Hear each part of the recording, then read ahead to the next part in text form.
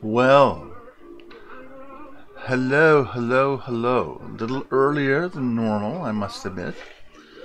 But I just felt like giving her a go, if you know what I mean. And I've pre-painted some of it. And as you know, we're doing Michael Schwartz. And I feel she's coming along nicely, or what? And check on the... Just check on... Oh, yeah. Checking on the... Now we're going to be working today on the collar and in here. And in order to do that, I have decided that what I'm going to do is get her a little bit, there we go, get her a collar in a little bit more detail. My good God, she was a beautiful young thing, eh? To think that she's like 400 years old, she still looks good. And I have found the next piece. I was going to engrave, but I found a piece that I want to do. It's something that nobody has ever drawn before. An old master. It'll be a first. And, which is kind of neat. Because I'm the first one who's ever gonna do it. And, well, that's coming, as they say. And what else? Well, that's it for now. I can start painting. And welcome to the show.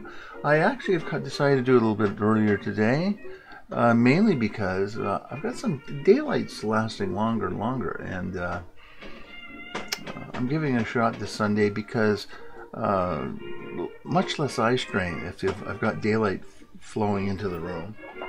And the mixture is halogen, daylight, and daylight, which is the hot lights, which simply are fabulous, but they do cause some eye strain.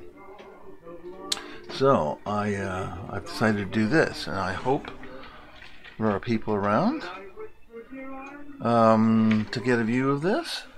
A little bit earlier than normal, but I guess if you're in Europe, or some people are, then it allows them to come along and take a look too.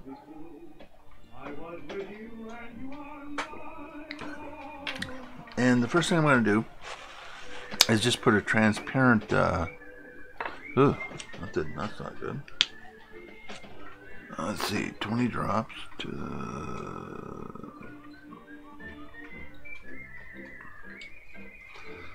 flow medium to a couple hundred times its volume. That should do it. Okay. Yeah, I'm like Granny on the old Beverly Hillbillies show. This pinch of this, a smidgen of that.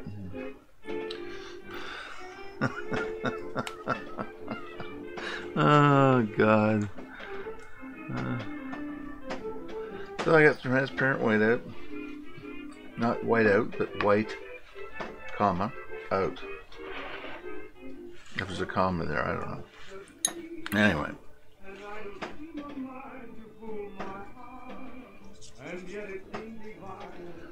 Da, da, da. So I've laid a foundation of green down here, and I'm just going, which he has, by the way, and I'm just going to put down a glaze of white in order to pick up that color that he obviously intended for it to be done.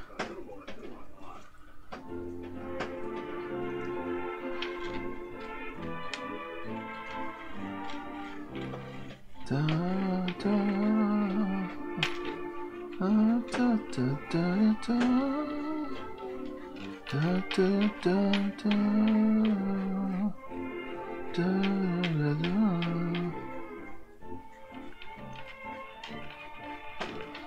tell you, it's been an interesting day. Purchased some patio furniture and wicker, don't you know? And I like wicker,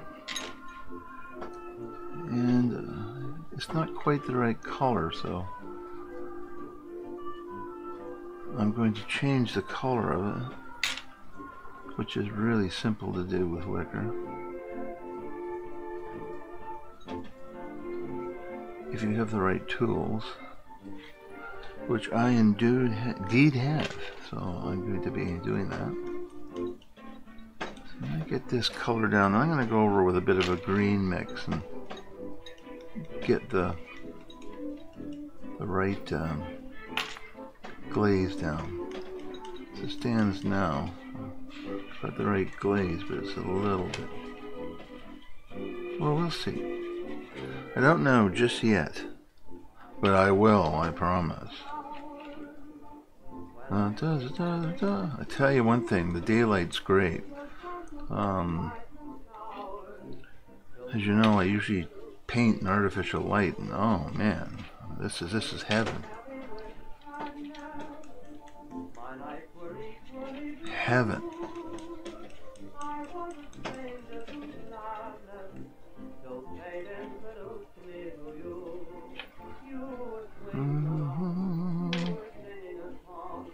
Ta-ta.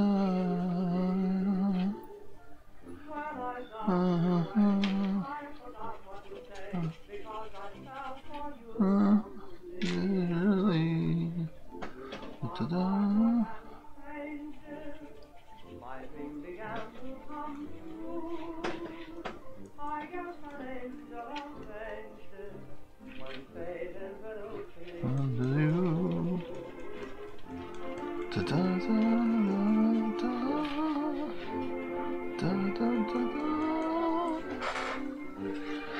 That's not bad. What I'm going to do now is put a glaze down and mix some green into it like he has it. Oh man, what did I use? Oh shit, sorry, I used emerald green. Didn't mean to do that. No. So should I mix some resin? No. I have greens. Ah, there we go. Use a little bit of hooker's green, which is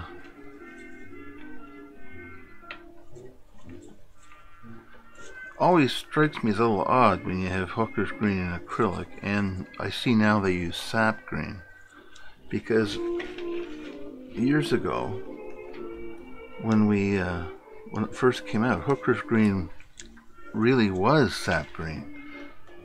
So it's a little strange, but inquiring minds want to know. But I guess not, they don't want to know well enough.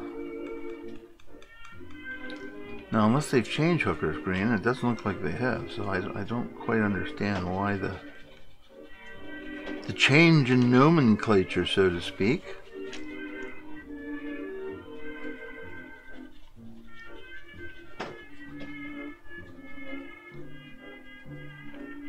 That won't do.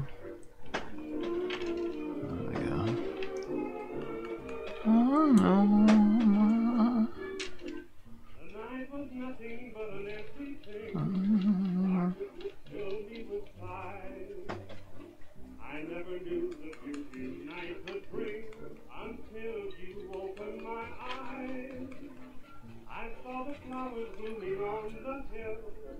Rivers reflecting the sky, but in their loveliness I found no thrill until you opened your eyes. My heart was deep in dreamless sleep. See, put a little green glow in here. Suddenly awakened me to find the world so grand. Your kiss revealed 1,000 wondrous scenes. Each one a lovely surprise. Anyway, as it stands right now, the next one will be a brand new old master. Oh, love, you opened my eyes. So that should be fun. And I hope you can join me to see it.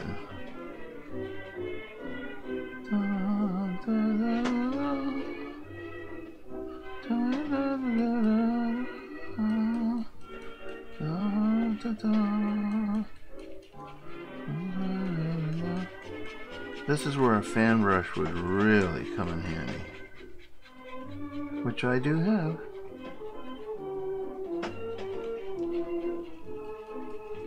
But frankly, I just can't get it to work the way I use it in oil.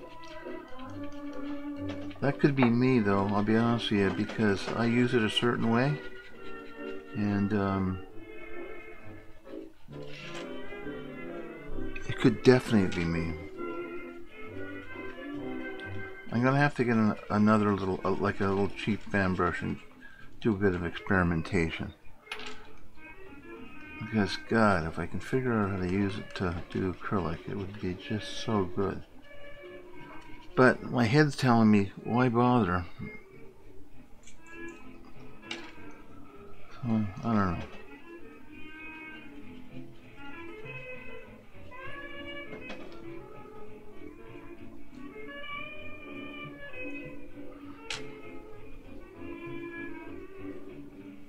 Anyway, I'm also starting early because I've got to work on a commission that I've got to do.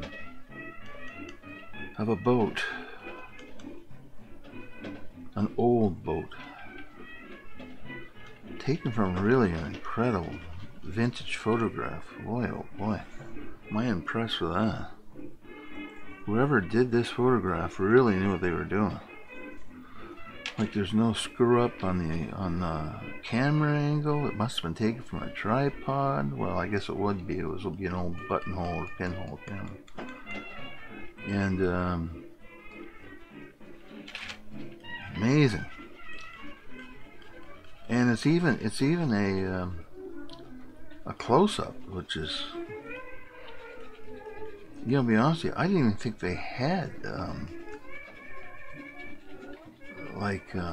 those lenses in those days. So anyway, that's, the reference is great, so I'm on it. And it's huge, 22 by 30 watercolor, man, huge, which is bigger than I normally work in watercolor, but it really makes no difference. Just bigger than I normally work on, but it means I can't do it here, which I'd like to do to show you some watercolor. So I've decided to do is, not right now, but I've decided to do a few watercolors to let you see exactly the techniques that I use, and I think everybody would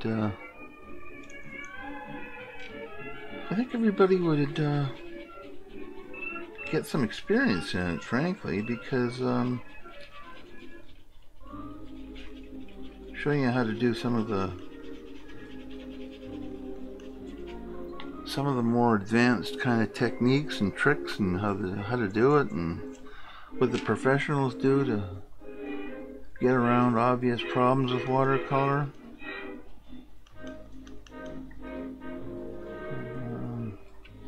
The trouble is, if I don't show you, it's very difficult to explain, because there's just so many different things, you know. You know, years ago I tried to write a book on how to draw an eye. Some people were asking me maybe to put some of these techniques that I know down on paper, so on graphite only. Just going to do graphite. So I started up.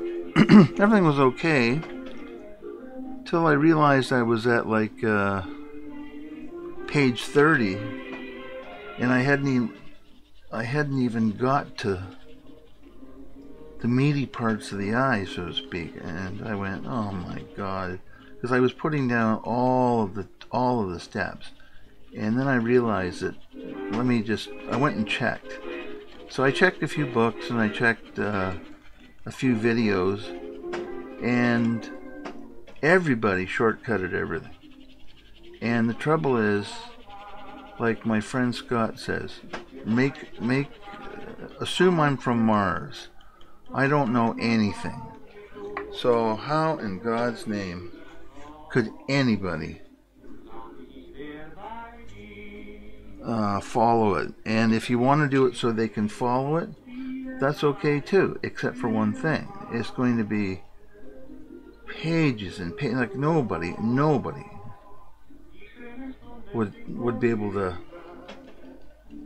you know, it would be, oh jeez, it just was not in the cards. Because unless you're doing like a half hour throw the paint on the canvas thing like Bob does,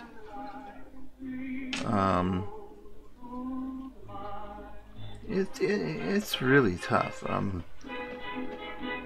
There's just too many variables. You know, that's the kind of the problem.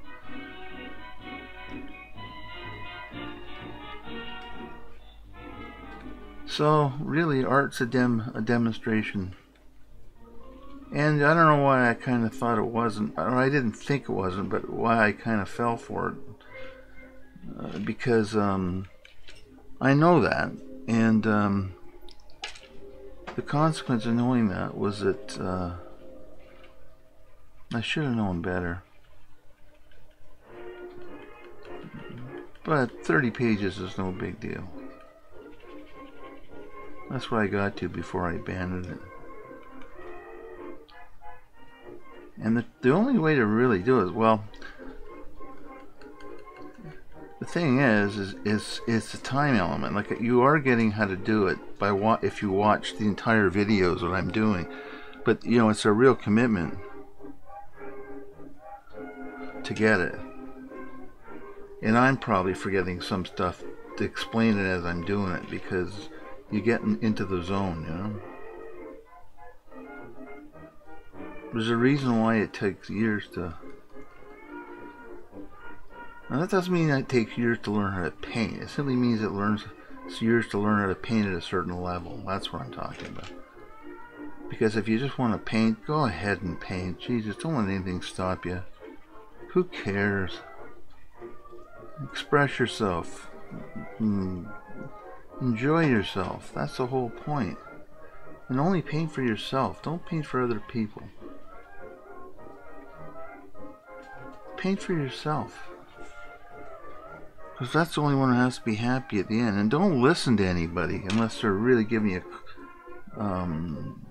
really concrete help. Because frankly, most people are...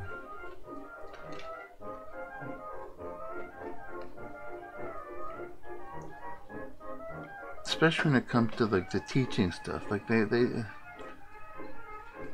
all these guys who write books, I mean, they know damn well that they're skipping tons and tons of stuff, and still they publish the books,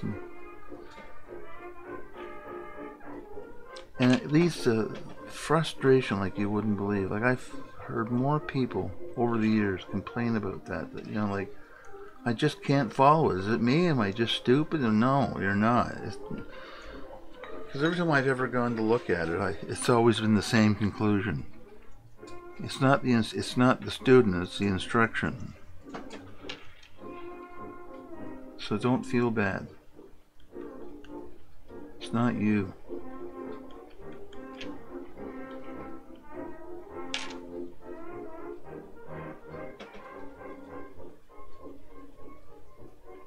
That's why art was kind of real. Always was an apprenticeship. If you could learn out of a book, Jesus, it'd be pretty simple.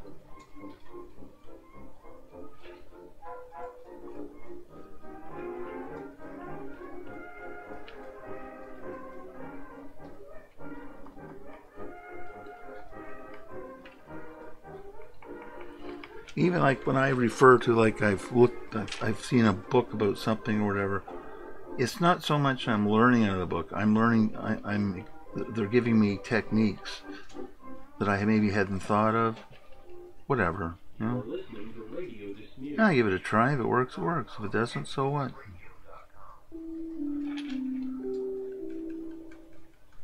Sometimes they leave out key ingredients that they figure, oh, everybody knows that. Well, no, not everybody knows that. So that's my rant anyway, for what it's worth. So if you like to paint, just bloody paint. Don't worry about it. Sure, watch a few videos and get some instruction on what you feel your weekend or something, but don't worry about it.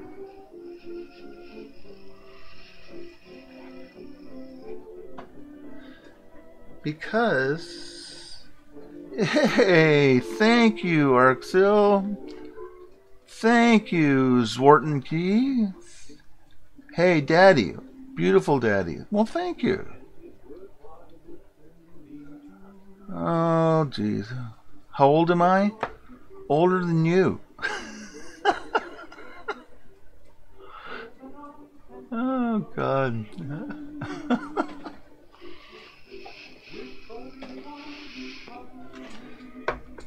Daddy, huh? Well, unless there's something I don't know, I doubt it. Unless you can tell me where you were conceived, whereabouts geography-wise, and then, maybe, who knows? But,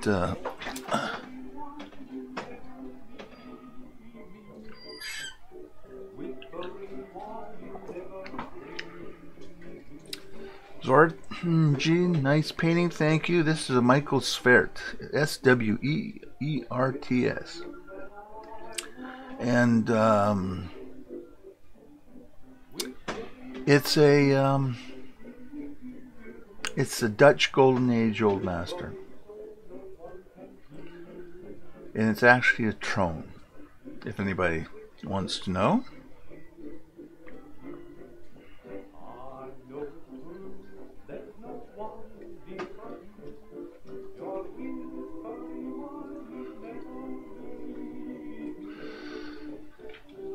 But,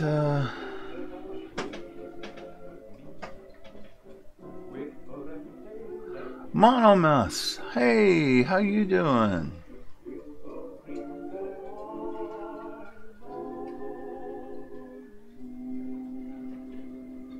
I miss that. I've been waxing poetic, waiting for this thing to dry here. And then I'm going to do I hope to get this collar done tonight.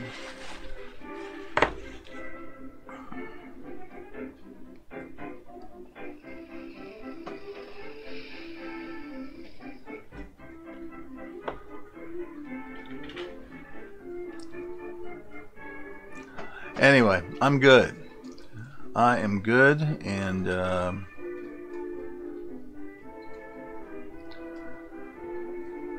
I guess the boys have gone now. Okay, there we go. I'm just waiting for this to dry so I can get well, you know what? I'll get it later. As it dries, then I'll put another coat down on it. Now I need some transparent white over here, and I'm going to go with a little Payne's Gray, don't you know?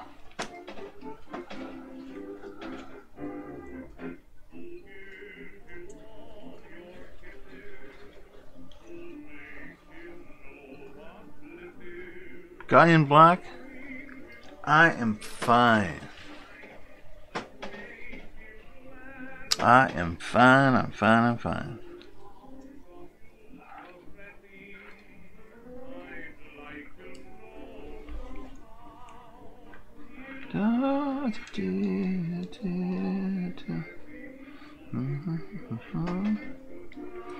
I'm mixing up some very light green grays to get in here.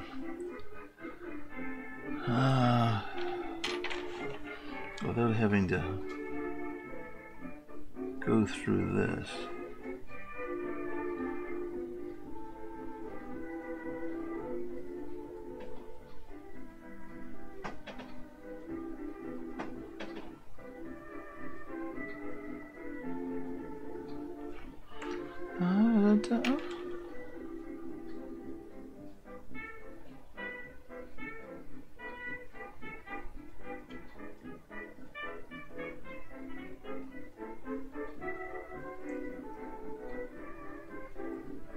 Da da da da da da da. Da da da da da.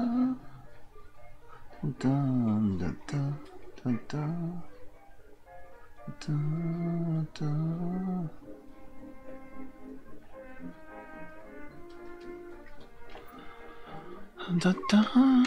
da da.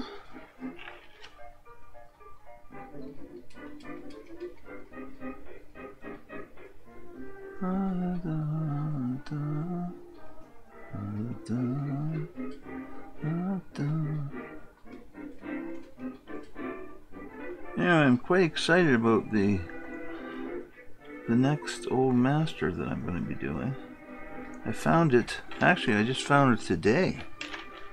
And I went, whoa, that is a great piece. And it's also in the Dutch style, which I've been doing for a little while here. And that is kind of cool because it's I don't have to change technique. I was going to do a Renoir, and you kind of have to do Renoir 16 by 20.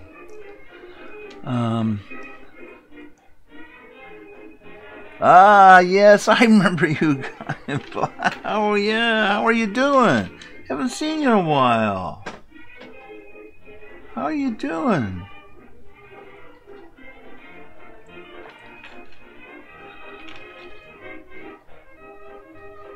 Is there any particular stories you want me to tell you today? The rise and fall of the Mongol Empire, or okay. Well, I'm glad you dropped by to say hi. I really am. Nice to see you again. It's been a little while. I know you're probably on a different time zone, so I just started doing a little bit earlier today because I wanted to get some natural light on this. And I wanted that natural light to give me, just make sure the colors are exactly right, because truly only natural light will give you that. So instead of me normally, what I do is I run out and I look at it in the daylight and I make notes. Now I've actually got the light, so I'm a happy camper. Happy, happy, happy.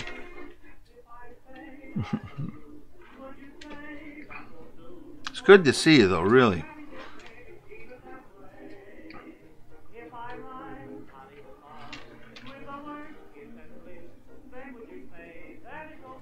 I'm just trying to get in this lace. My God.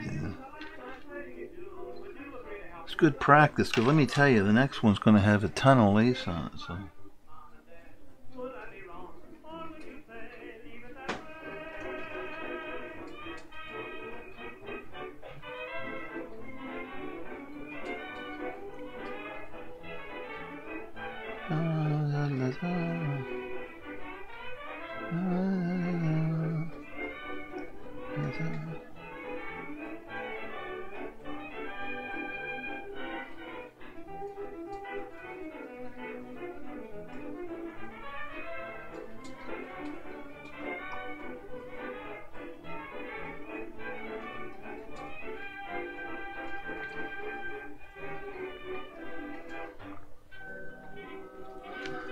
There we go. Dun, dun, dun, dun, dun, dun.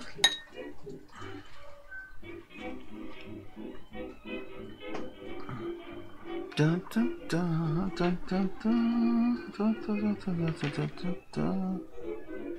I'll just tone them back a little bit.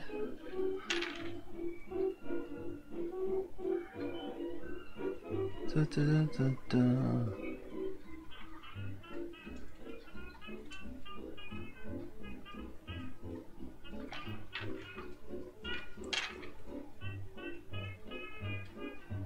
Dun, dun, dun.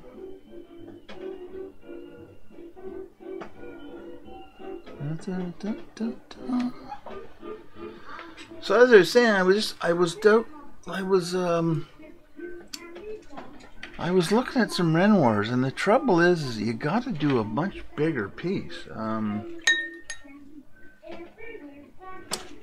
It's the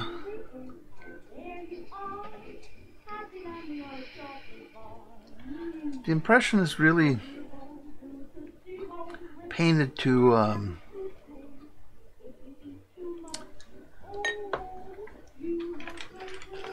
let your eye really mix stuff, and the problem is that that's not a problem, but the thing is, when I'm doing it on here, it is a problem because you have to be able to see that. So I think there's a way to do it, but I'm working on it. Because I don't want you to be looking at it wondering what the hell is going on. And then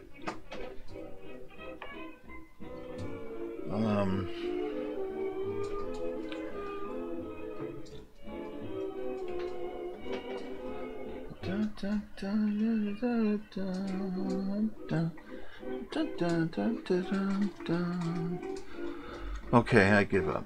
Who took it? Nope.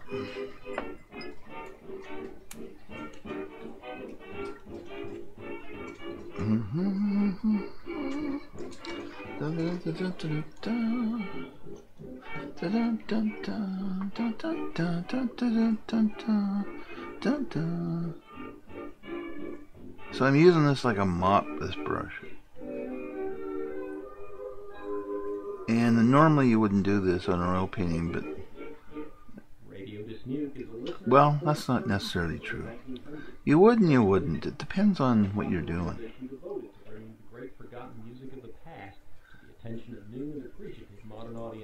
Frankly, you use every brush you need to. And that's really what the mantra is.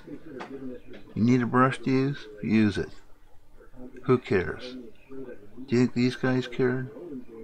Do you think these guys knew what a bright was? They didn't know. They just knew what kind of brushes they liked and had them made, and they used them until they fell apart and they had more made. What they wanted was simple. Something that would hold lots of paint, and that's why they used pig bristle brushes. Because pig bristle holds an incredible amount of paint because there's so many little receptors on the hair. And that's why they like pig bristle, but that doesn't mean that's all they used. There's other kinds of hair that does the same, but not much that is as stiff as pig bristle.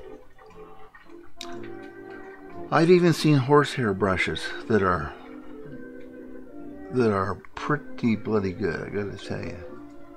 And they don't hold as much as pig bristle, but they give you a finer coverage, which is kind of what you're looking for, I guess.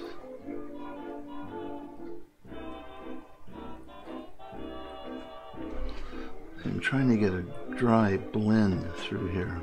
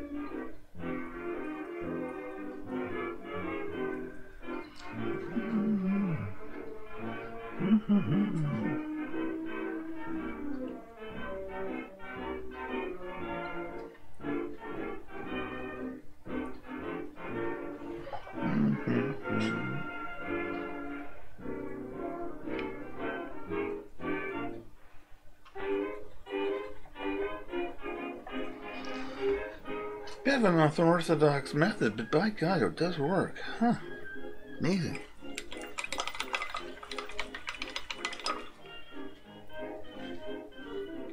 Bloody amazing.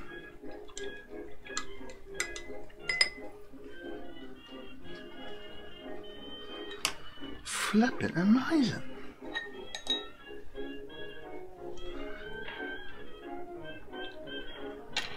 So this is dry here now. I can put some more glazing on it.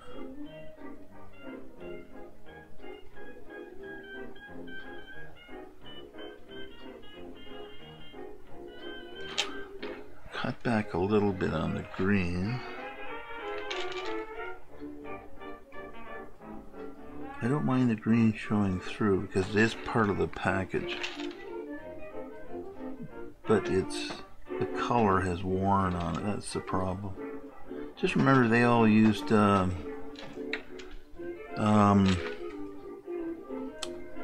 they used vegetable dyes to dye the cloth, so they faded fast. Because you know how they wash their clothes, right? Soaked in urine. That's right, you heard me. They soaked them in urine, and away they went.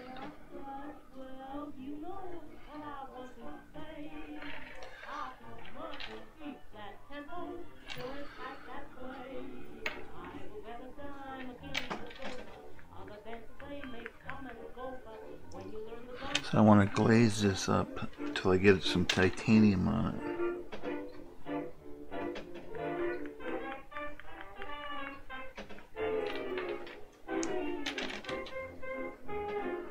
Da, da, da. Da, da, da, da.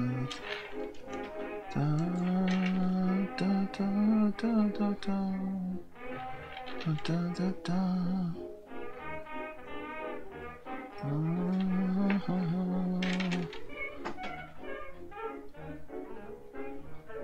I never wanted that color to stay there.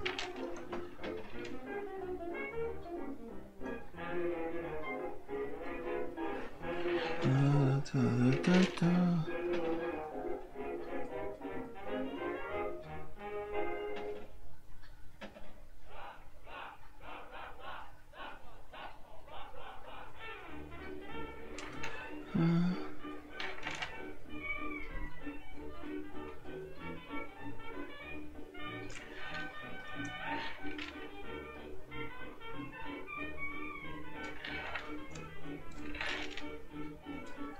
Da,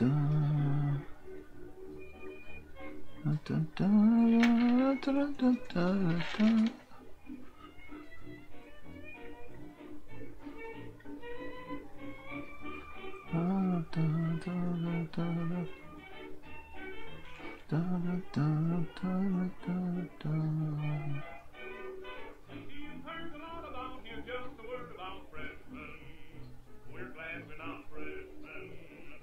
Da, da, da.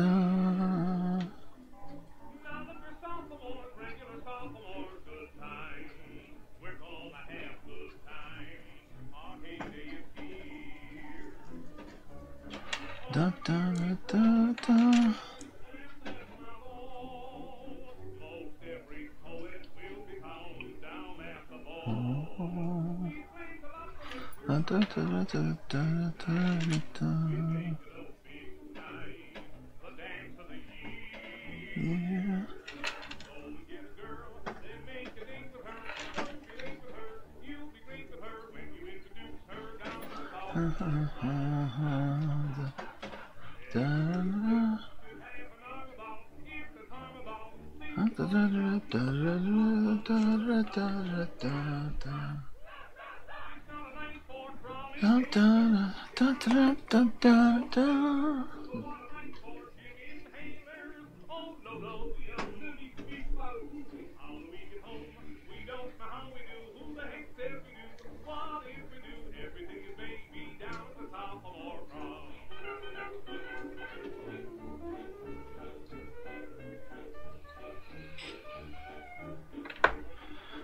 da da da da da.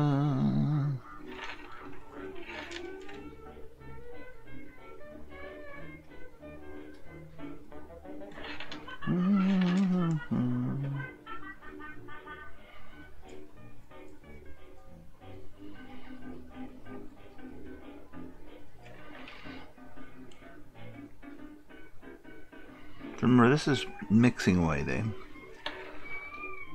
That's why when you put it on, it's transparent. You want it that way. You really do.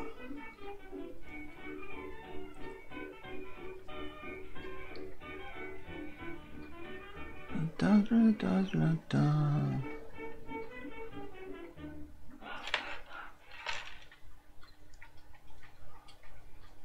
Because you want to paint the color underneath. Without this color, it's a pain. Because earlier, before I realized they had mixing right white and acrylic, I was doing it the hard way, which is using titanium and knocking it way down with glazing medium, and then using it, which frankly is a pain in the rear end.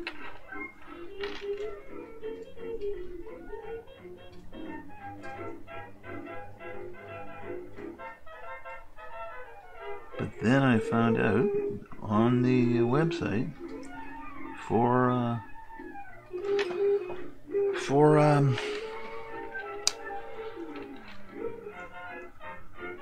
Liquitex that they did indeed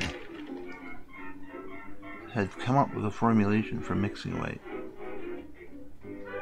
So, yahoo! Problem solved.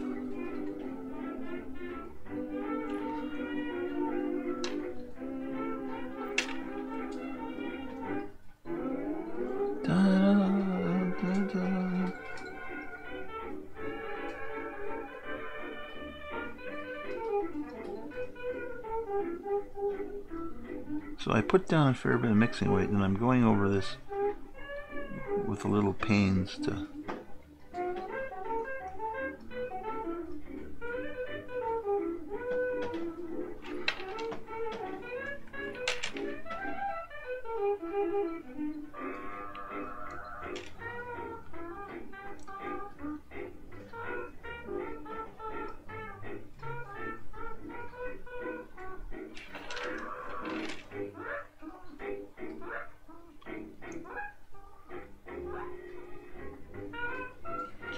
da, da, da, da. Da, da, da, da, da. And as you know, Payne's Gray is a mix of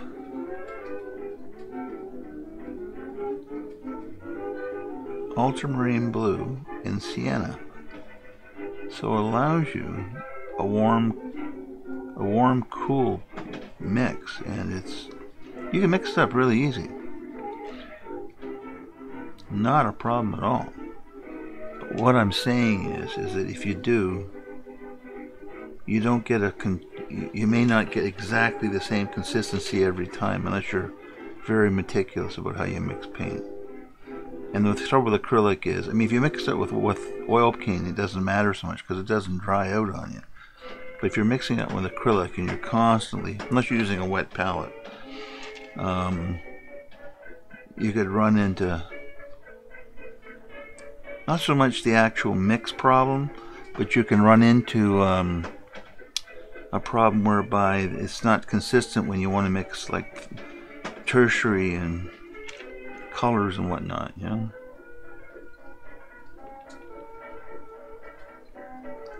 And if you want to do really compound mixes, just make sure that they're you're using good quality paint to make up your Payne's gray. Because you'll find that when you get into compound mixes, your colors will break down a bit if it's not really good paint.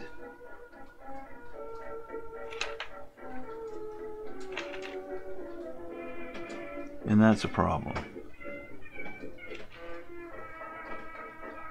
Unless you're a person who just mixes paint out of the tube, it makes a big difference.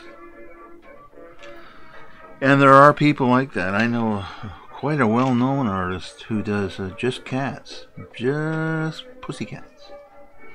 And she has for years. She's got a contract with a calendar company. Or she had, I don't know if she still does. But she had it for years. And she didn't know how to mix colors at all. And believe me, I tried to tell her, but teach her. Said, no. She just couldn't get it in her head. Which happens. You know, there are people out there who just... You usually find them in black and white and charcoal,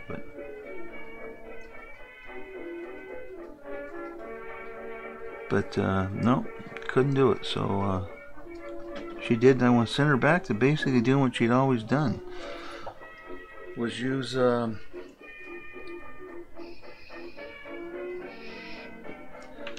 just use folk art stuff. Buy the damn color. Who cares? It didn't matter to her. It didn't matter to her publisher. They never knew. And she was so good at it, and you can get every color you want. So I said, why bother? She wanted to, but like all artists, you know, she wanted to do a little expansion of the horizon, so to speak.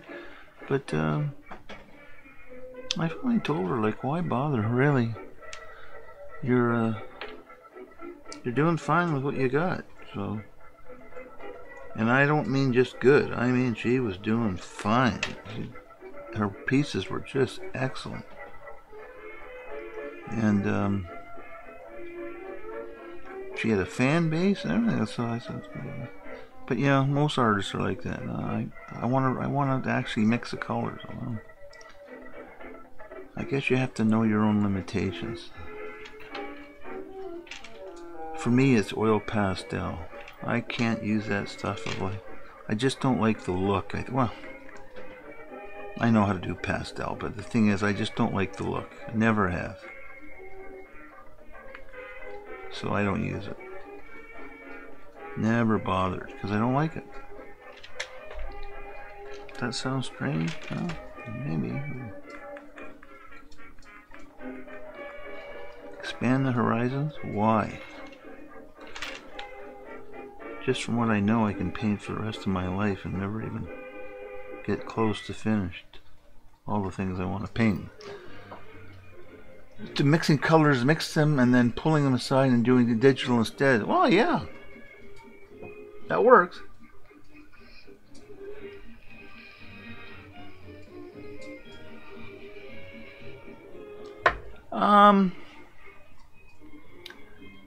It does work. It'll give you exactly what the color is.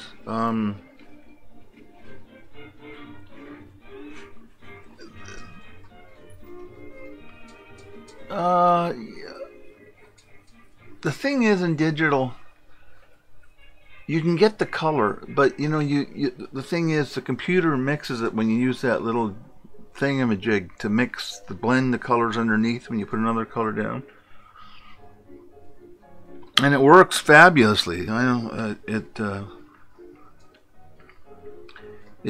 I can't remember the name of the thing. Channel mixer, or there's some command. I always keep getting mixed up between CorelDRAW and Photoshop now, because I've slowly moved over to CorelDRAW for most things, not all things. I just like it, but I guess the algorithms are just a little bit different. That's what my guess is, but I just like CorelDRAW just a bit more. It's funny too, because I've used Photoshop for years and years and years, and the CorelDRAW is probably less than a year I've been using it. But I mean, basically they're all the same in the sense of what you can do. But I just like it a bit better. It gives it seems I always feel I got more control with CorelDRAW.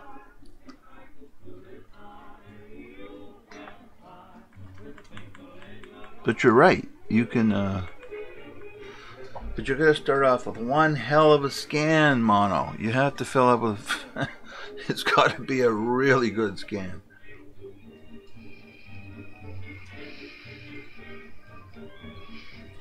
But I guess what my point is, whatever works for you, go for it. Like, who cares? I mean, whatever works. That's why this artist who did the cats, I said, why are you banging your head against it? Like, you got a system that works for you, do it. Like, why? What's the big diff? I'm an artist who says, if it works, do it. I mean, at times, I've said to people have said to me, well, yeah, but nothing. You know, like I remember one time I was doing an oil painting class and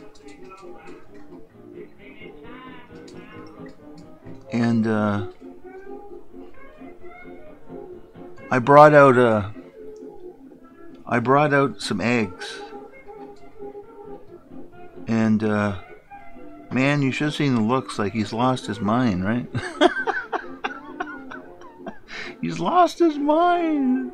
So anyway, I brought out some eggs, and they went, "What are we doing?" And I said, "Oh, you'll see." So I broke the eggs and got an eyedropper out, and I said, "Okay." Every time I separated the egg, I said, "Every time you go to use your white, you put a drop of yolk in that white." And you should have seen the looks. Thank God that they didn't call the little guys in the white suits, because that's the kind of looks I was getting. And then one of the women said, "Well, are you going to explain why?" I went, "Yeah, I am, but I was waiting to enjoy all the looks I was getting first. I mean, holy Moses, like, whoa, help! I'm in a studio and I'm learning how to paint, and the artist just lost his mind." So I explained to them that, you know, like old masters,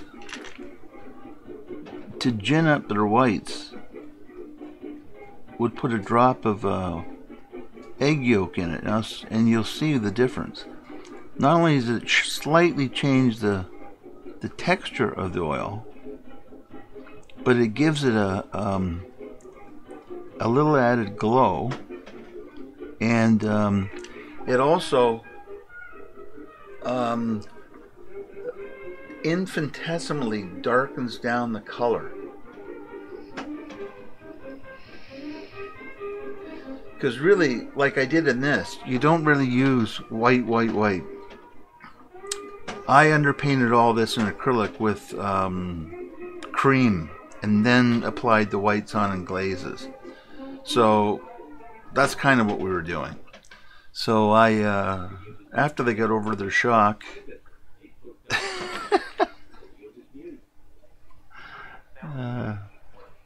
that kind of was a lesson. I wanted them to see what exactly this would do for them, and when they did, they realized that and then I got asked the inevitable question, well, who did this? And I said, oh, probably every Renaissance artist who used oil paint, which there wasn't a lot, by the way.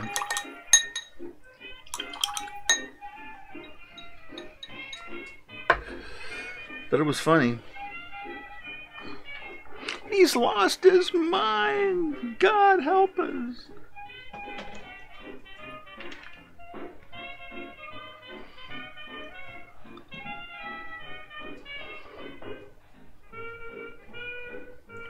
if you're ever in a book buying mood, I think it's still in print if you can get it, but you might be able to get it in digital too. I don't know if they digitized it. But it's called the Artist's Handbook, and it was written in the, I think, the 17th century, and it's all translated, and it's word for word, and you can see all the techniques that were used back in the day. Some of them don't apply anymore, like how to fix fresco and whatnot, for the average person. A lot of them still apply, like when applying rabbit skin glue, how long to wait, and oh god, on and on and on. Which isn't that far away, because we used to do your rabbit. When I was in school, you mixed up your own rabbit skin glue. Stuff worked fabulous, but the smell was just disgusting. God damn, it was awful. And we mix in some powdered marble dust, and this is before gesso became a hit. Because when gesso first came out, what they said was, oh no, only those acrylic guys use that. So the oil painters wouldn't use it.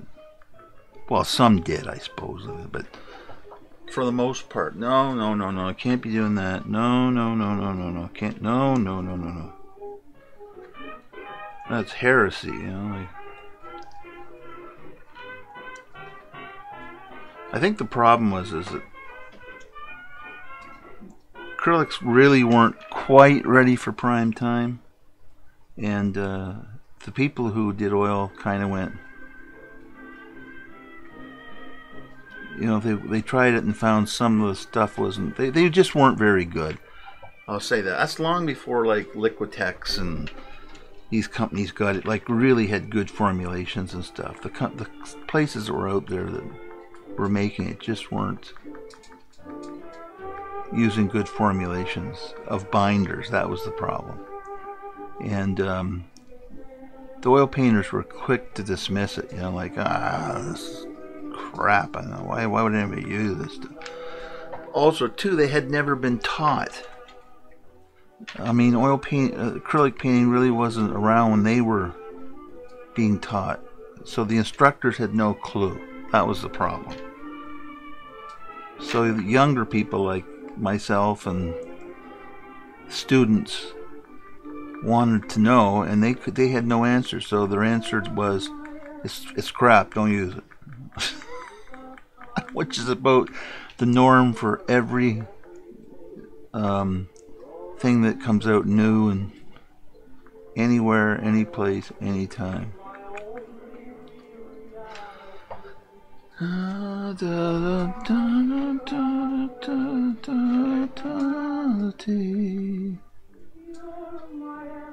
But that certainly isn't like that today.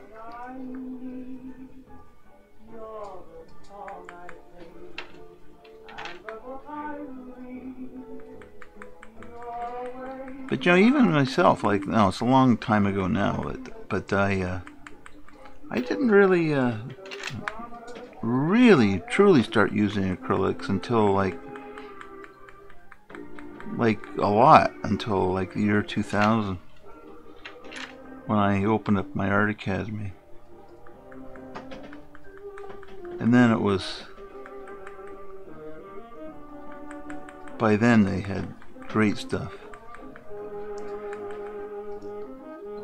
One of the reasons is I was doing demo work for like Grumbacher and whatnot, and they didn't want to hear about acrylics. Mind you, they started making acrylics when the company was sold a few years later, but you can buy Grumbacher acrylics now. But in those days they were pushing water-based. They thought the answer would be water-based oil paint, and in fact it was. The trouble was that the established oil painters had the same reaction to it. I did demo after demo, and I'd get asked the same thing. Yeah, but why? Doesn't it dry fast? I go, no. Nope. Same as regular oil. dries at the same speed. That's what it is. Regular oil. No difference. And I banged my head up against that wall for a long time. Mind you, they were paying me to bang, so I didn't care. But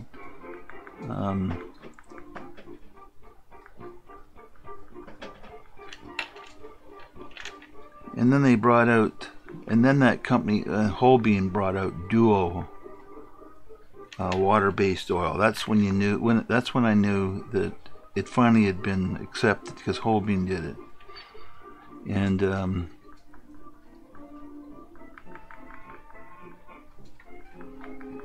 they have a product out named Duo in oil-based water-based oils. Jesus, man, I'll tell you, if you're gonna paint, use Duos. If I have to buy a color, I buy a Duo. It's that good. It's just, it's so good that it's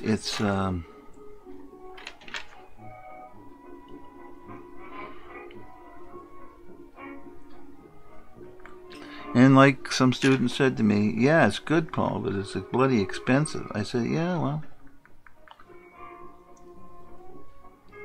to the ones who really were on their way, I would say, well, that at your level, that's what you should be using. But if you want to use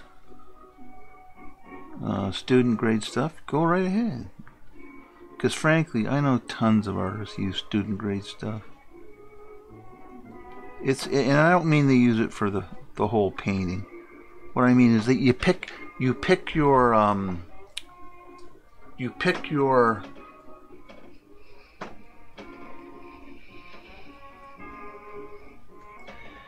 kind of pick your battles, you know? And, you know, if you're doing like a portrait, you know, of course not, don't use them. But if you're going to use it for like a background or a sky or something, yeah, go ahead. Who cares? Use the good stuff when you want to get down to the really, really, nitty-gritty parts of the sky you want blazing color and some, you know, whatever.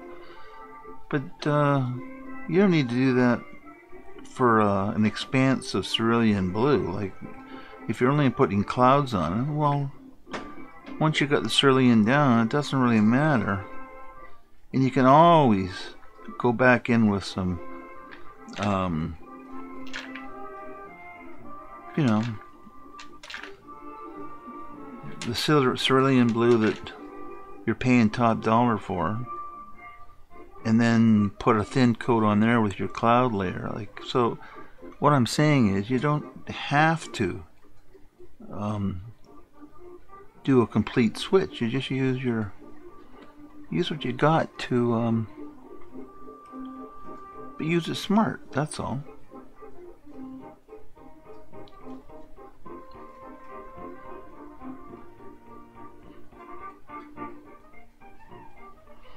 Just like in colored pencils, you know, I say to people, you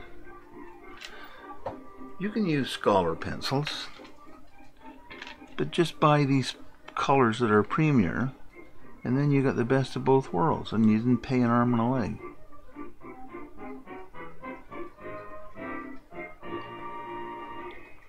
Acrylics, on the other hand, man,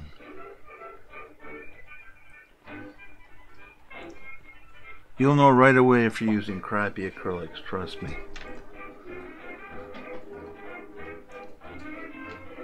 Right away.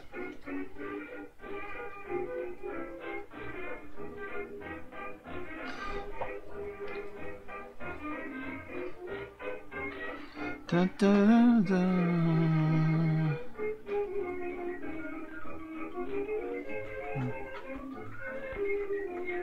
Mm-hmm.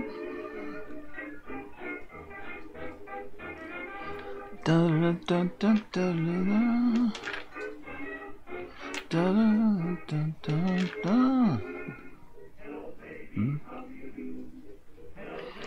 Mm-hmm.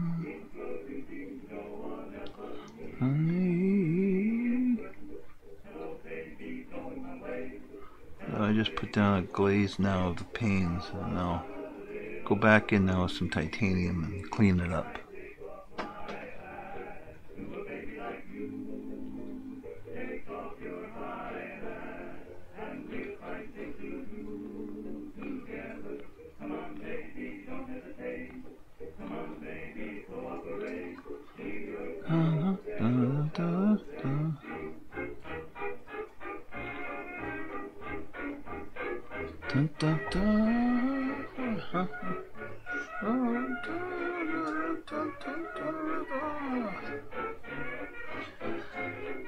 Well, I'm not too upset up here with the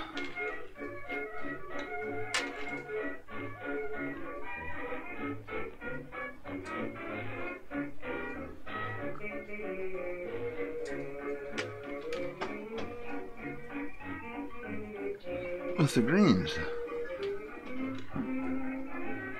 I did a bad job at all.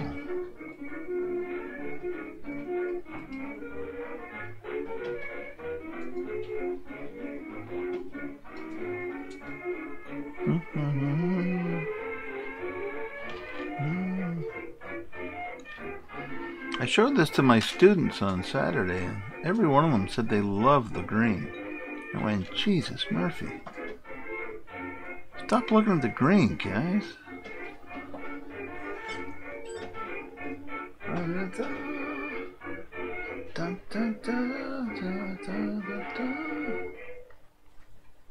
Stop looking at the green.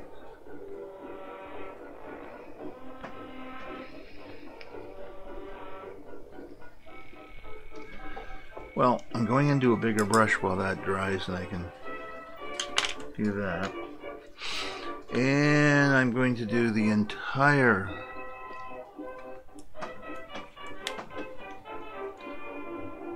I think I'm going to use bronze yellow. And then I'm going to glaze the green on top of it.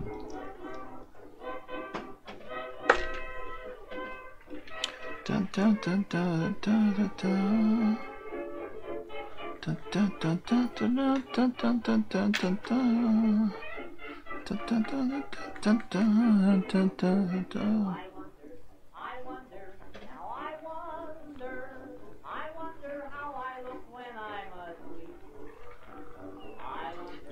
I wonder. How do I look when I'm through counting sheep? Oh, tell me, oh, tell me, oh, tell me. The secret, if you tell me, I will keep. It's driving me to drink, and I haven't slept a wink from wondering how I look when I'm asleep.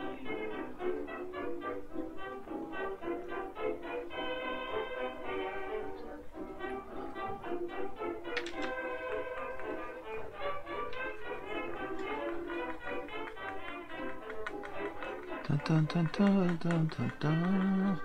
Now I'm doing an odd stroke in here, I do admit. And the reason I'm doing this odd stroke is because I want it modeled. Because the jacket or whatever it is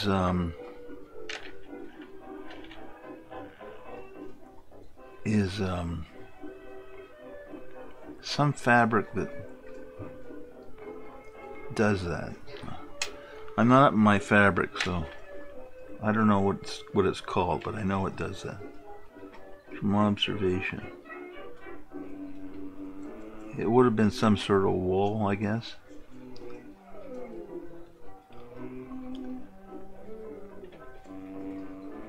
Because I know they didn't have any cotton, I don't think, not yet. Too early. Oh God, look at that.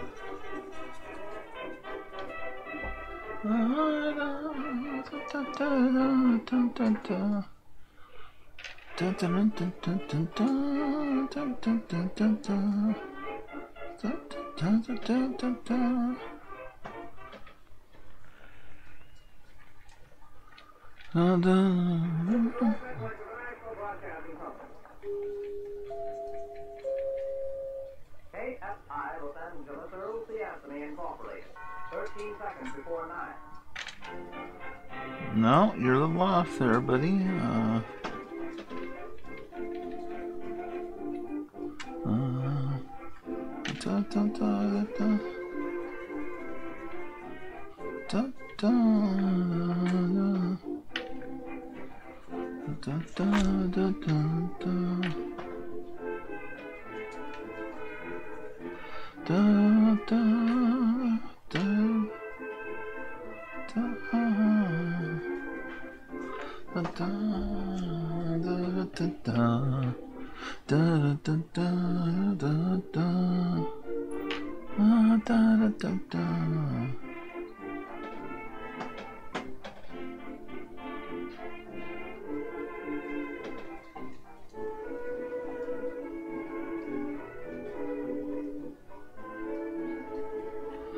So I'm going to put these in a little darker.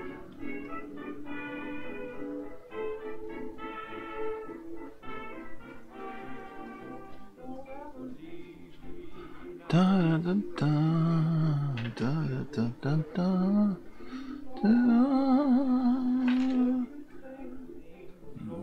Now it's in shadow over here, so it doesn't really matter.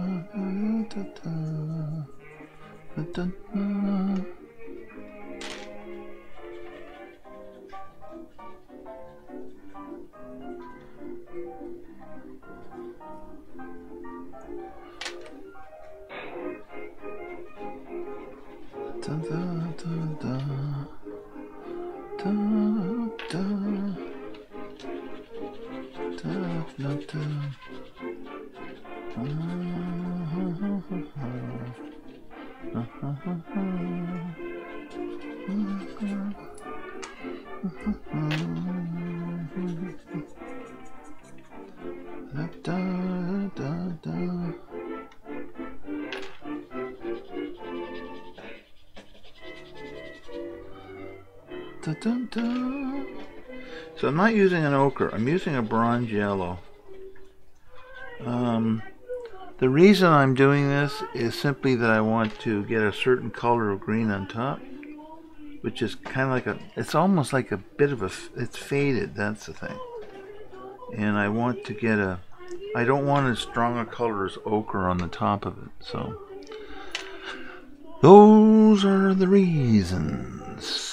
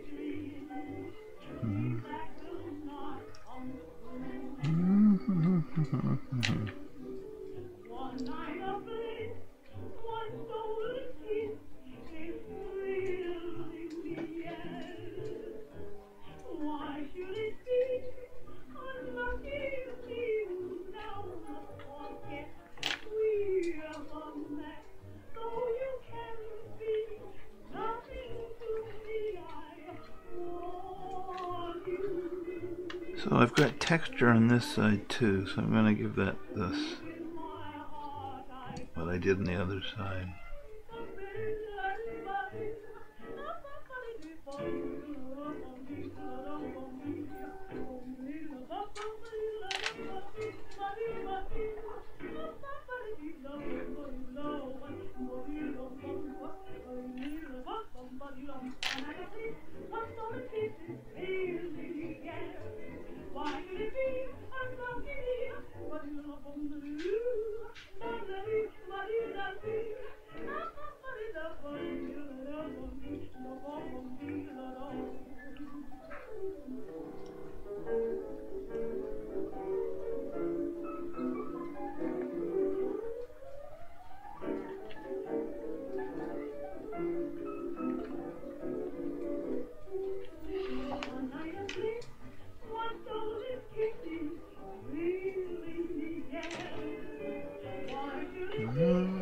Da da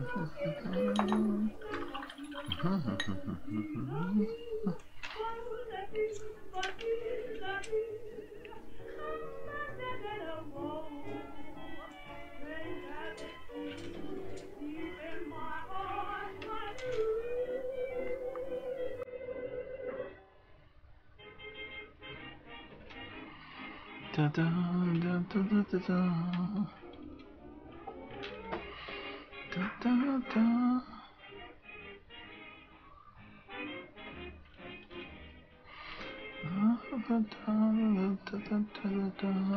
da da da.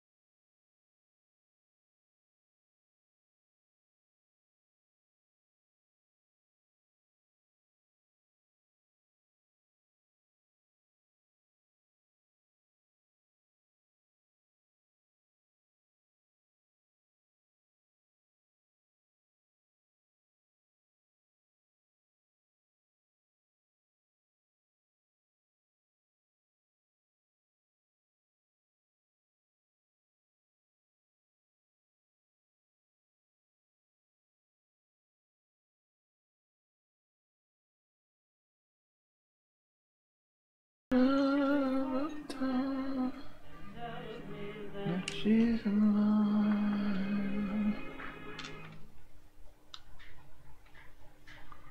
Da da da da.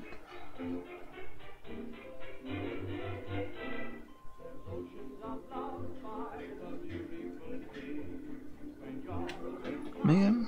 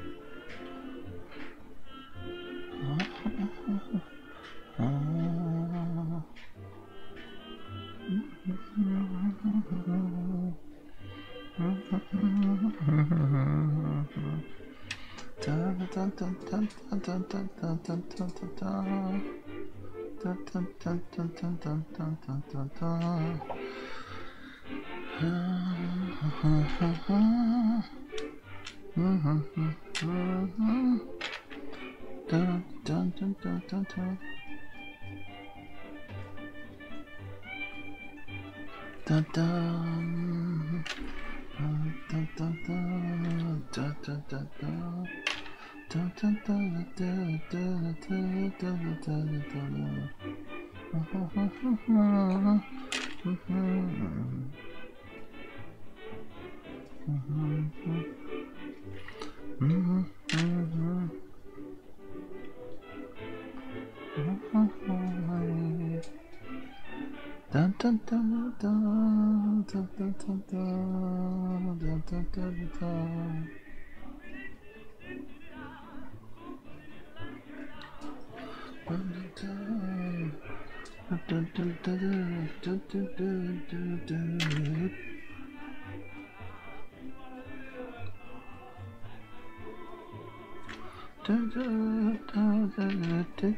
dun, dun.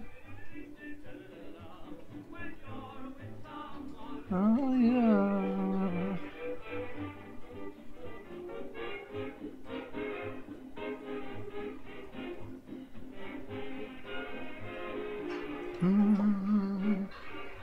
Dun, dun, dun, dun, dun, dun, dun, dun, dun. Dun, dun, dun.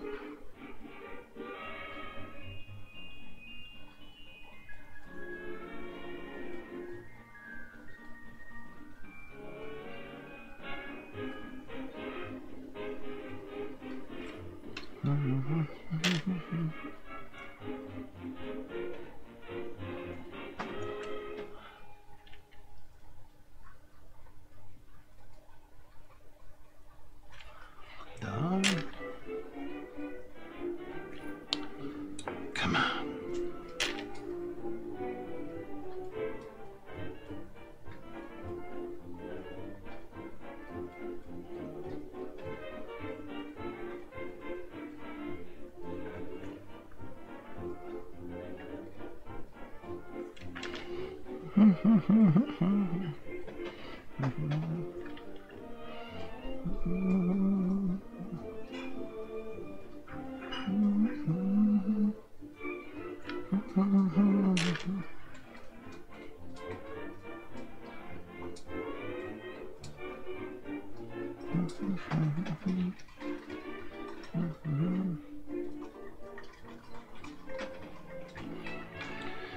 You would. Fuck.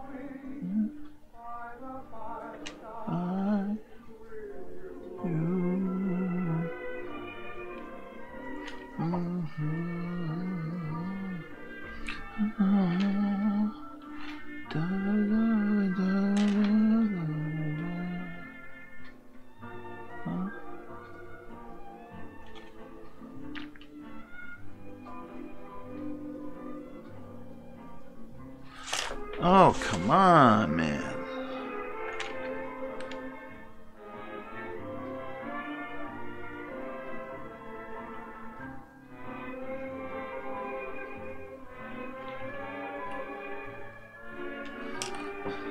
Da, da, da.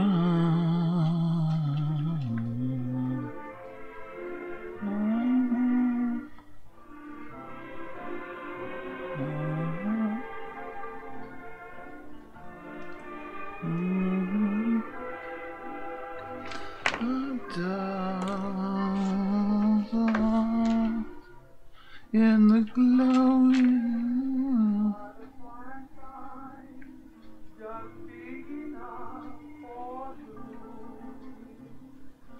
gloomy happy While we do as lovers do, with no one there to know a mess a little or two glowing by the fire. and I miss you.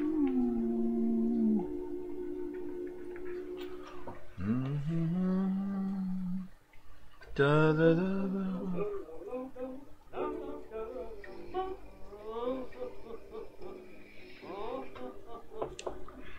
Hello, Dick, your arm. I will spin a yarn that was told to me by able Seaman Jones. Once he had the blues, so he took a cruise far away from nightclubs and from saxophone. He said, you hold my finger for and when you talk about real He-Man support, hot ginger dynamite, there's nothing bad at night. Back in Nagasaki where the fellas shoot back and the wind back. The way they can entertain would hurry a hurricane. Back in Nagasaki where the fellas shoot back and the wind wick wacky woo. Oh, Fujiyama, you get a mama, has any trouble this week? In Santa Barbara, she also sold her the earth chicks, milk chicks, and 6 feet. Take kissy and huggy night, my jingles worth the price. Back in Nagasaki where the fellas shoot back and the wind wick wacky woo. Hi Ben, how you doing?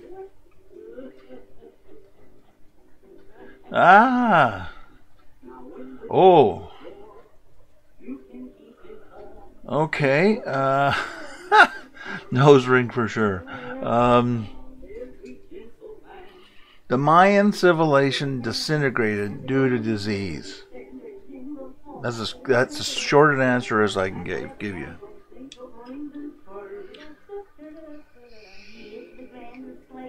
Most probably by inadvertent contact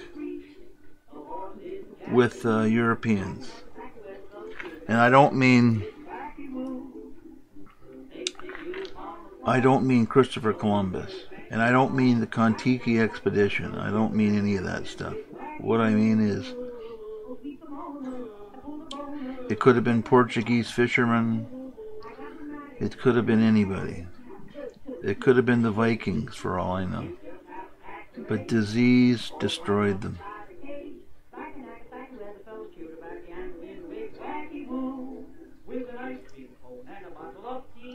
What I'll give you is, yes, disease. What you have to remember is,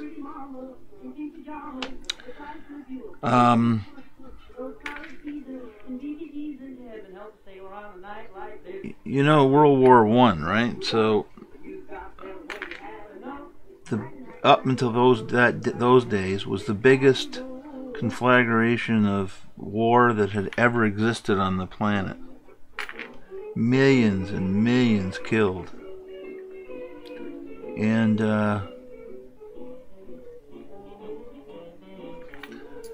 even with all those millions and millions of people killed, it didn't really put a dent in the population, really. Well, it did in some places, but not really a dent. It did in Newfoundland, but so what I wanted to say to you was, by way of explanation, is that what happened in 1918 was the Spanish flu epidemic. And the Spanish flu epidemic killed approximately 60 million people, they think. Now, when you consider how many people World War I killed compared to the Spanish flu epidemic, you can get my point. Wars don't really wipe people out. People just survive and move on. But disease kills everybody.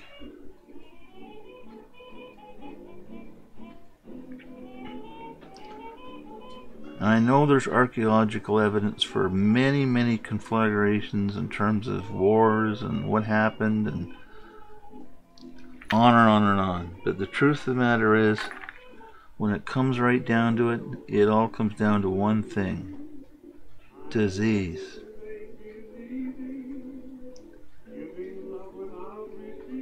Viral diseases. So when you think about it, I believe each people, Japanese, whites, Mexicans, each has a specific experience, some specific set of. Well, that is true. For instance, syphilis.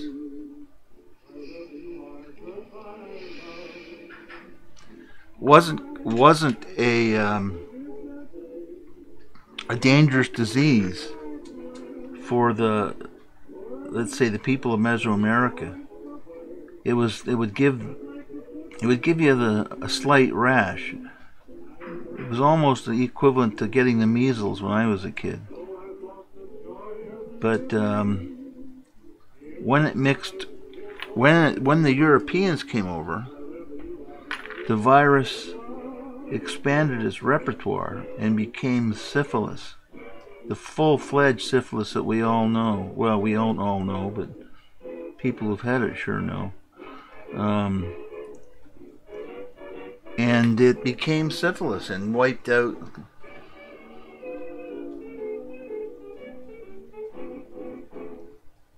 used to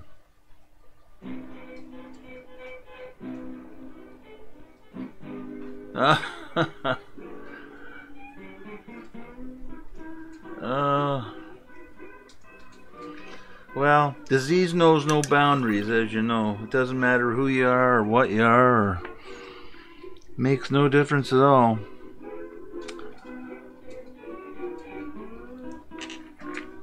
I even think that the Mesa Verde Indians, the people of, like the cliff dwellers in Arizona, migrated up there to escape disease.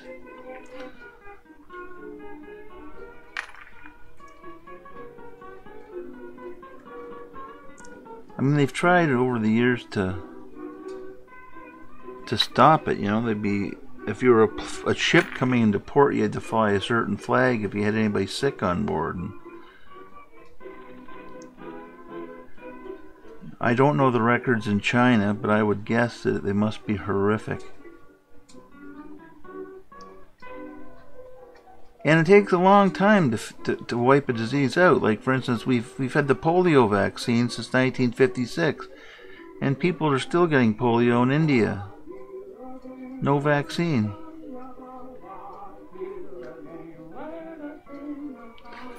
Which is sad to think when you think that all these people are. I got upset at my brother-in-law. He's white and I'm a mix of a lot of things. It seems he always have a cold. I never get sick from a cold. I was always near him receiving, and then I was always near him recently. I would get sick. It felt like my humans was going haywire with what he carried. I believe each. Well,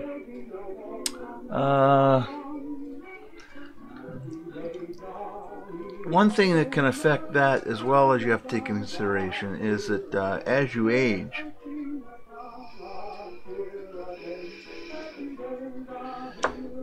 your body can become more or less resistant to certain kinds of infections.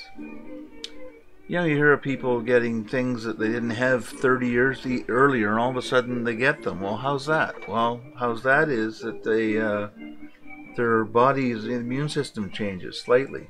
What you eat, how hungry you are, what you ingest, what kind of food you ingest. Some minute thing changes, and all of a sudden it screws up your immune system. The truth is, nobody really knows. That's the problem. If anybody knew, they would probably do some research into it, but you're always fighting after the fact, right? Like you've already got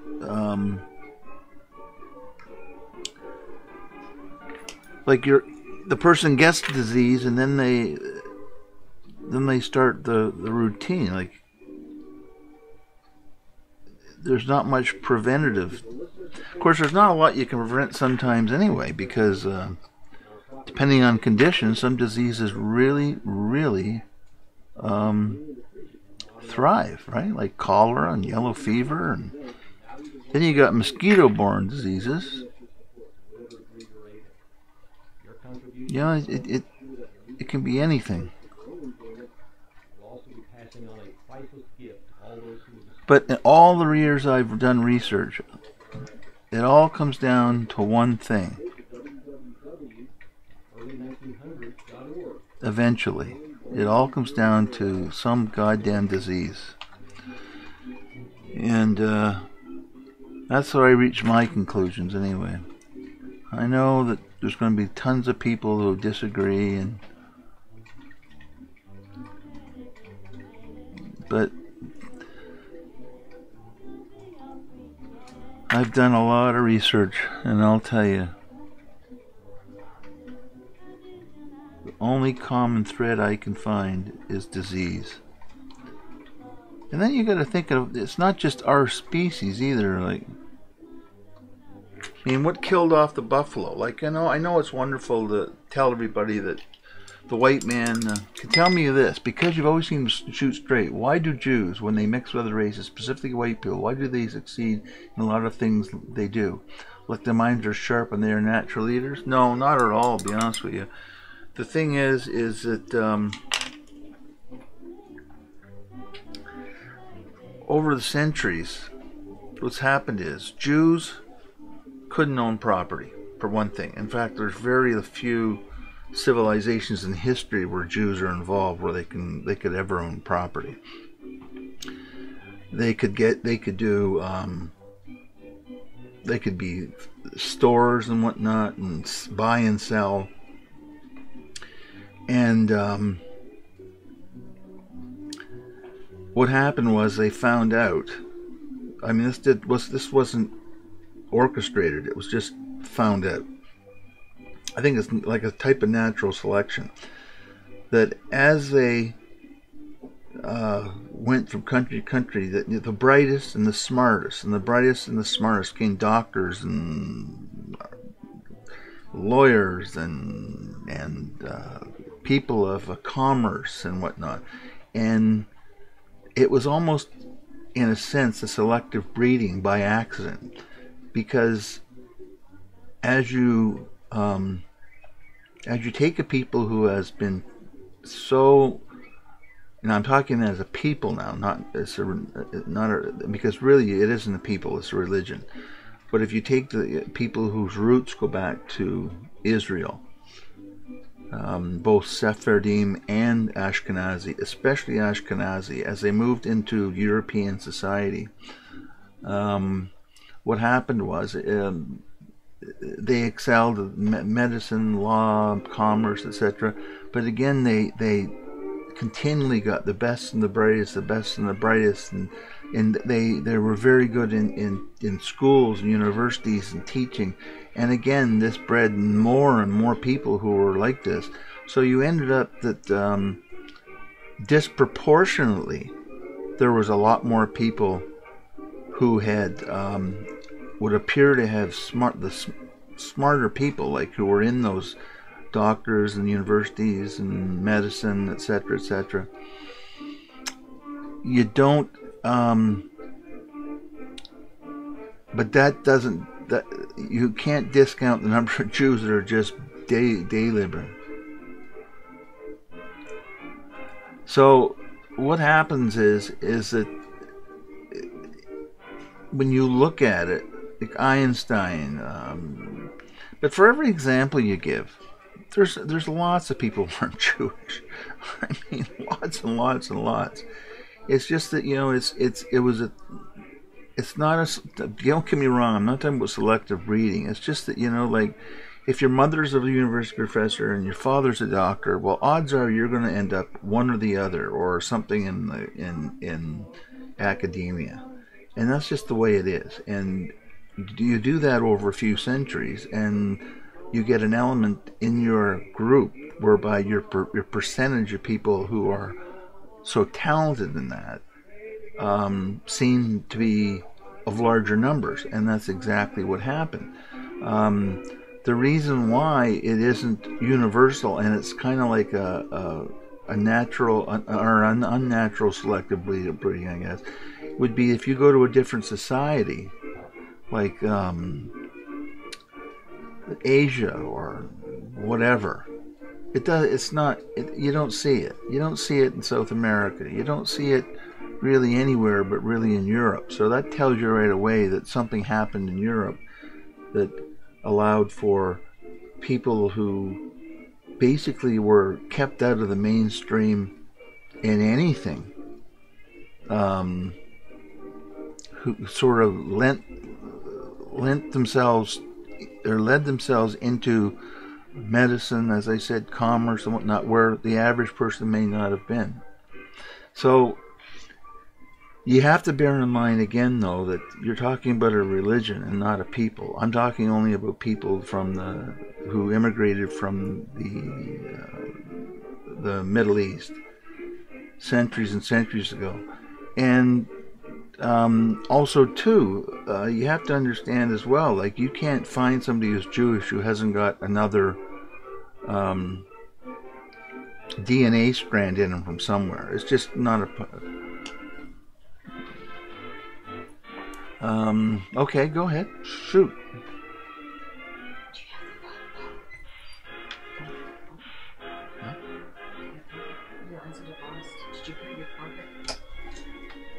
What's plugged in?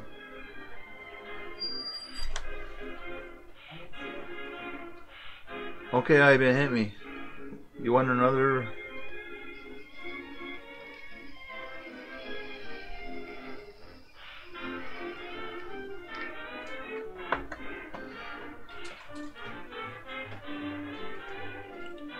Well, in a sense, they don't really. I'll give you something you got to remember. When the major studios were making movies, like MGM and Warner Brothers and all this stuff, a lot of those people got into an industry where there was no... It was a new industry, in other words. Like, nobody had been in it before.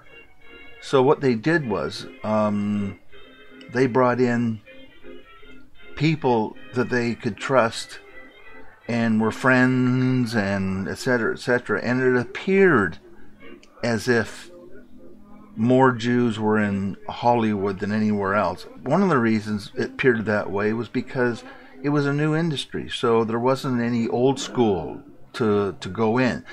For instance, if you look at the movie industry now, it really doesn't. It isn't true. I mean, there just isn't that many proportionally. It's the same proportion as anybody else. And if you remove the word Jew from them, some are American, some are British, some are whatever. It's just that maybe the religion is X, Y, Z. And are they practicing? Maybe they've got a grandmother or whatever. But when you got Harry Cohen and those guys... of course, they brought in their accountants, and they looked for talent amongst their own. Because remember, you just didn't go work for somebody who was Jewish. You know, if it was a new industry, well, they're Jewish, you can't go and do that. Well, okay, so what did they do? They looked in their own group to find people who were in the entertainment business. And where did they look? Well, they looked in the entertainment business where people came out of vaudeville and places like that. And the reason for that is because vaudeville didn't have a history either of white Anglo-Saxon domination or anything else. So if you see a new industry, you will see it get top heavy, and they'll move into those industries simply because they're allowed to go into those industries. There's no old school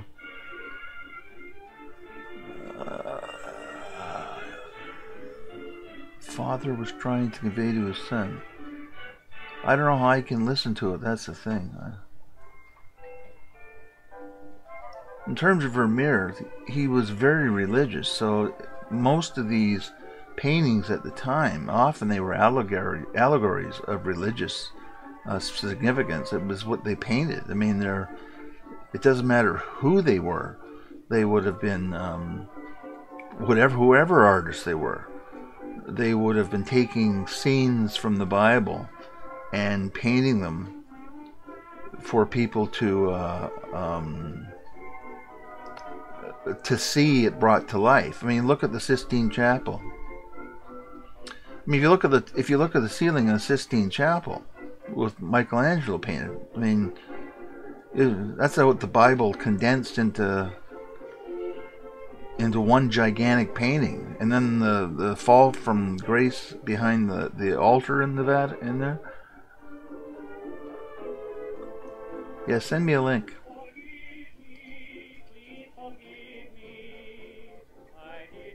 I'll listen to it a bit later. But that was just like the hunting ground of artists from the Renaissance forward. Nothing would surprise me.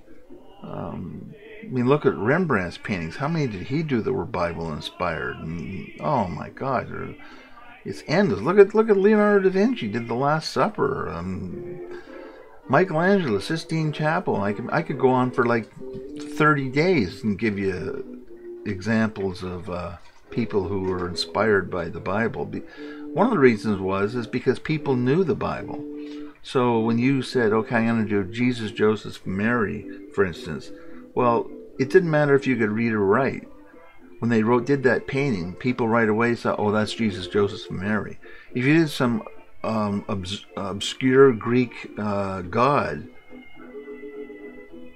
they wouldn't have a clue.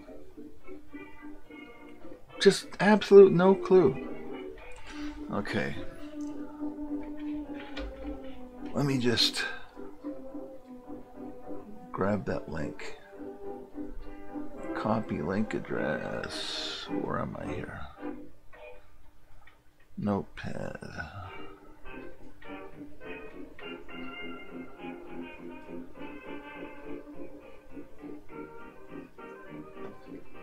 Where the hell's my notepad gone?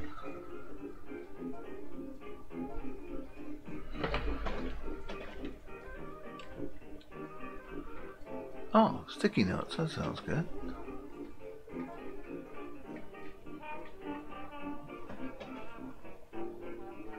No, I don't want that. Okay, paste. Okay, I got it.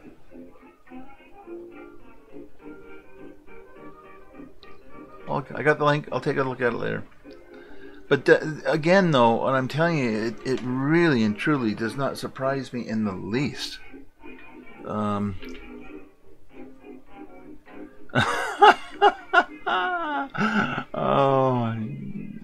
you know, there are codes and codes and codes and codes. Much of art has lots of codes in it, you know, like if you look at Hieronymus Bosch and Cranach the Elder, and you can look at, if you want to really see some really heavy-duty coding, visual coding, go and look at Hieronymus Bosch's paintings. It's endless. It's everything he painted was a message, and everybody understood it when he painted it. But nobody understands it now because all that's been lost, because it's based upon the Middle Ages, right? And what are you going to do? I mean,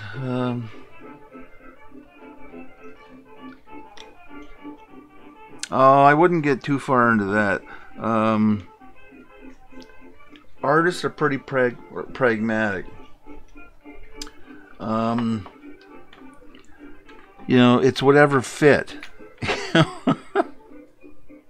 Or it was the actual necklace and there were so many pearls, and then it would be right. For instance, like a rosary or something.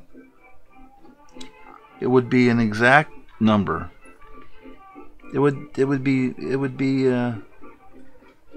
it isn't a it's no secret, you know, like remember you were talking about a time when religion was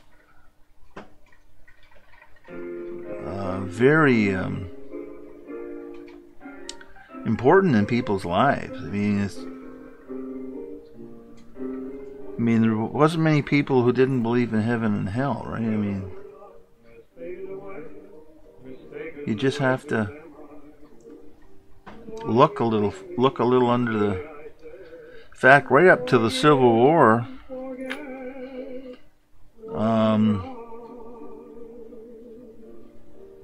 man.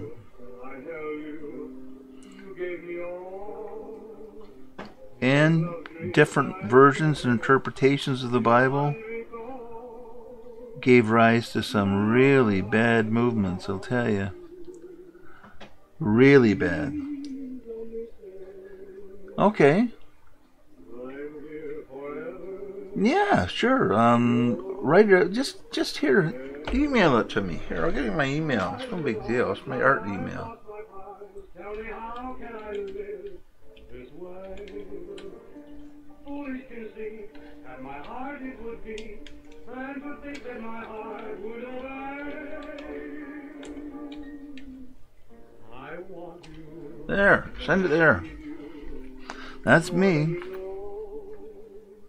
I worship your love, dear. Wherever you go. 'Tis I. Once more to have you. Love would be great. I'll read it. No problem at all. At your command.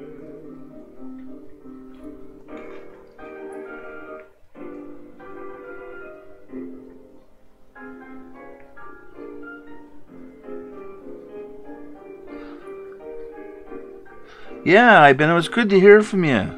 Nice to see you too. I'm finishing off in a couple of minutes anyway, so it's been nice talking to you. But send her over to me and I'll look it over and I'll send you back what I think. I'm always interested in new data. Thank you. I'll try.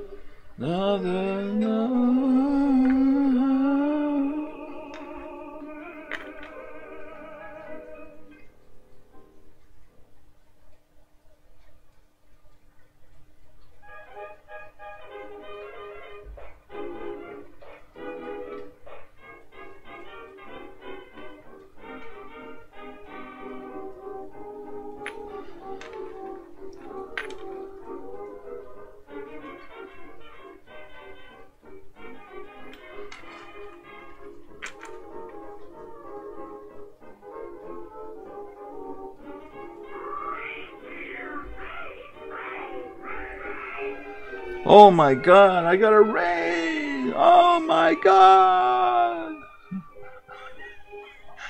Greetings, everybody.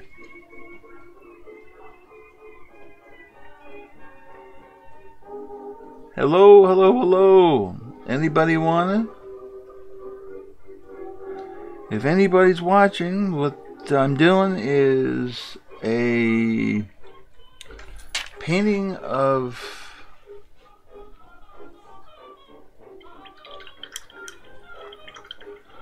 I'm doing a painting from the Dutch Golden Age, which is Michael Schwartz, and we come. Well, thank you, Mr. Walry. That's nice. Thank you very much. I'm just finishing her off. I'm going to be doing the green tomorrow night and getting the last. She's done down to about here. So I'm just getting her done. Hopefully she'll be finished in another day or so. And then I'm going to move on to a new painting. Yes, a new painting.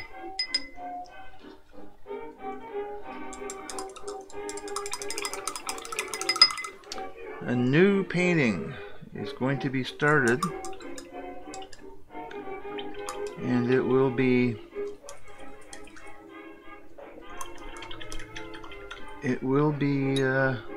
something that nobody's ever seen before. Hello, Super Desconocido, that bird. Okay, damn that bird. Okay. Oh, the one in the, yeah.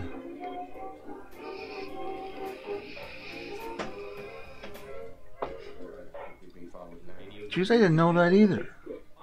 8 foot 6 inches from the top up for a pop-up toaster. Oh, that is cool. Thank you, Mr. Walry. I really appreciate that.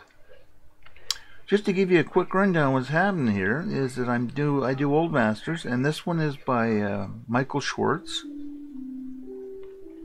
and it's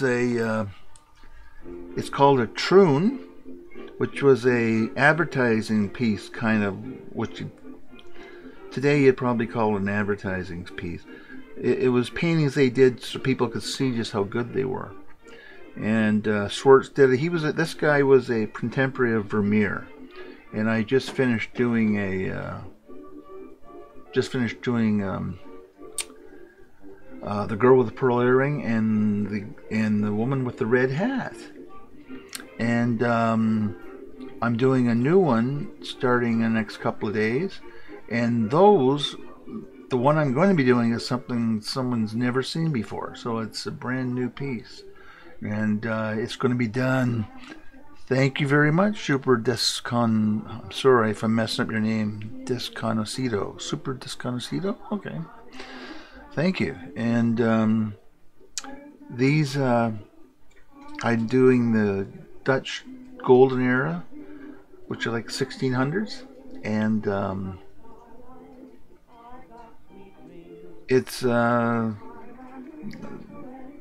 well, labor of love. And what these are is they're translations of the original oil painting into acrylic paintings, and I'm using acrylic to do these. So they call that like a translation, and that's what I'm doing. I'm figuring out what how to do it in acrylic as opposed to the oil. And I've done the man in the golden helmet. I've done as I said, the girl with the pearl earring, the girl in the red hat. Now this one by Peasant Girl by Michael Schwartz. Oh, thank you very much, then Adam Third. Thank you very much for following. I really appreciate that. And I'm starting to forget which other ones I've done here now. Okay. Thank you very much for following. That is really cool. And I'm basically doing old master art translated into new acrylic art, and doing a translation of it to see if it can be done in acrylic, because they were always done in oil, and they're complicated, I gotta admit, to do, but they're lots of fun, and I enjoy every minute of it. And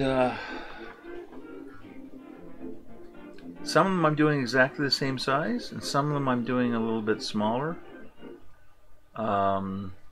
This one's a little bit smaller. This is 9 by 12, and the original would have been about 14 by 18 maybe.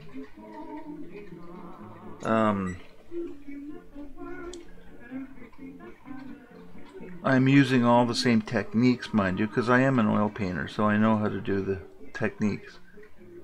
But the translation into acrylic is definitely something that's a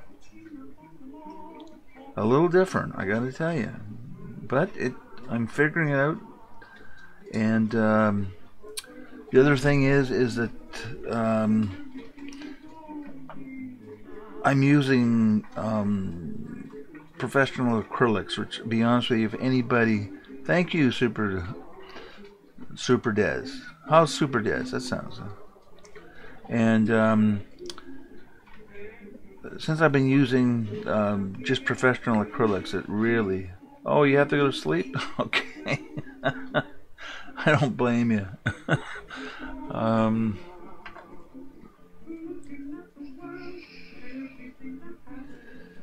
And you're in European time?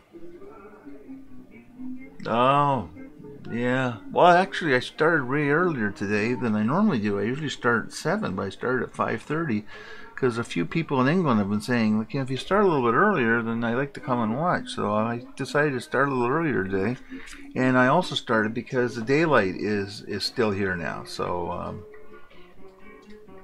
it makes it's much easier on the eyes than it just using artificial daylight.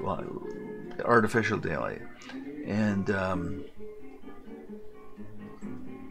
it's fun. Fun. And I hope you enjoy it. And I'm going to be finishing this gorgeous little thing off.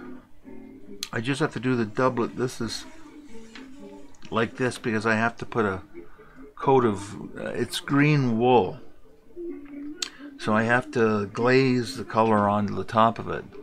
It's a very washed out green color, so this isn't the color, and I used bronze gold on it instead of ochre to get that color. I don't mean bronze color, that's just the name of the color paint.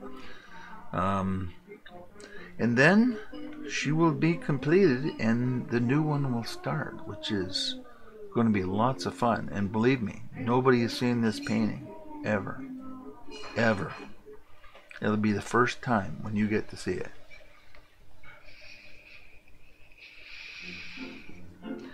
And it's kind of really exciting because I had something else. I actually had an in gray picked out. The woman with the bath, I was going to do that one. And I was all set, and then I just happened to stumble across this image. I went, oh my God, perfect. And so I worked on her this afternoon, got her all sketched out, and she's ready to go. So I'm going to put this in hyperdrive for tomorrow to get, well, most of it's done. It's just the clothing now. It's lots of fun. And I think she looks pretty beautiful considering she's 400 years old. But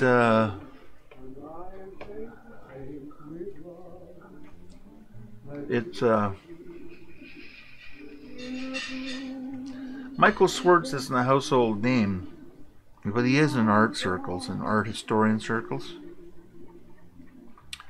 And if you had one, you'd be a very rich person. Seriously rich. Believe me. He doesn't command the price Vermeer gets, but it's way up there. They'd be drooling to be able to get. There's only about 30 of them known to, even paintings that even known to exist by Michael Schwartz, similar to Vermeer. And they know a little about him, but again, the mystery that I've been trying to solve from the historical side of all these paintings that I'm into, from an art historian perspective, is where the hell they got their training, because as I piece it apart and I look for, like, once you pull it apart, you can just see how incredibly well trained they were. And there's no records of anything anywhere of who trained them, what school, what art school. All we know really is they were admitted to the guild. Who trained them and who admitted them and whatever. Just impossible. It's a few little hints, which I'll go over another day, but it's a mystery as to who these guys learned this from. I'm starting to formulate an opinion as to where it came from, but I'm still working on it, so I'll be able to divulge that as soon as I get a little bit more information. The clue is Caravaggio, and which is, a fair bit earlier, just around a little over 1600, but this would be like 60, 70 years later. I'm starting to think that this style of art with this fine rendering came from Caravaggio with the light and whatnot.